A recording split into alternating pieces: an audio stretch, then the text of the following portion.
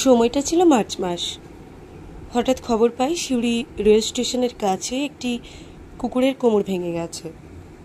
প্রথমে আমাদের গ্রুপ সদস্য বাপ্পা গিয়ে কুকুরটিকে প্রয়োজনীয় চিকিৎসা করে। তারপর আমি ওকে নিয়মিত ইঞ্জেকশন দিতে শুরু করি। 26শে মার্চ বাচ্চাটিকে আমি আমার বাড়ি নিয়ে আসি, কারণ ওর কোমর ভেঙে গিয়েছিল।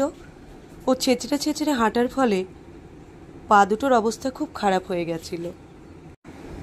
তারপর থেকেই ওর নিয়মিত চিকিৎসা চলে। আমি 1 মাস মতো ওর নিয়মিত চিকিৎসা করতে পারি, কারণ আমার পুলিশ পোস্টিং হয়ে গিয়েছে উত্তর দিনাজপুরের রায়গঞ্জে, তাই আমাকে চলে যেতেই হলো।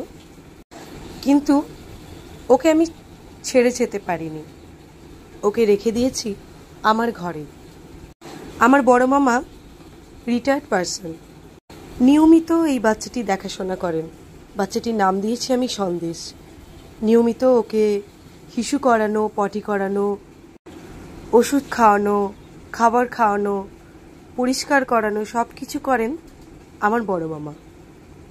বাচ্চাটির পা আর ভালো হবে না, কারণ কোমর থেকে পা অবধি পুরো অংশটা একদম শক্ত হয়ে গিয়েছে।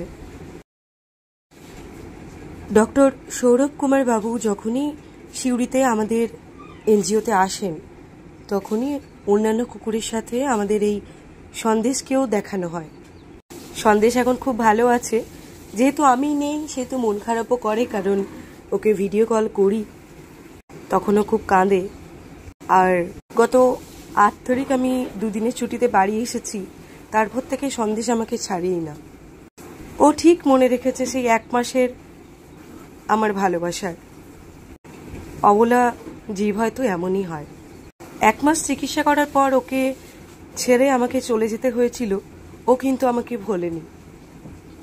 আমি যখনই বাড়ি আসি কন্টিনিউ চিৎকার করে যাবে আমার কাছে আসার জন্য। যখনই আমার কাছে আসবে কোলে নেব, তখনই চুপ করে থাকবে, আর আমি চোখের আড়াল হলেই কাঁদতে শুরু করে দেবে। ভালোবাসুন অবলা জীবগুলোকে, ওদের ভালোবাসাটা অমূল্য, যার মধ্যে কোনো খাত নেই। এরকম অনেক বাচ্চা দেখতে পাবেন যারা অসুস্থ, তাদের রেস্কিউ করুন, চিকিৎসা করুন এবং একটি নতুন জীবন দান করুন। সন্দেশ আমার কাছে সারা জীবন থাকবে। আমার যেখানে নতুন পোস্টিং হবে সেখানেই আমি সন্দেশকে নিয়ে যাব। সন্দেশের সঙ্গে আমার আরও 4টে কুকুর রয়েছে। ওরা নিয়ে আমার টোটাল এখন 5টা বাচ্চা।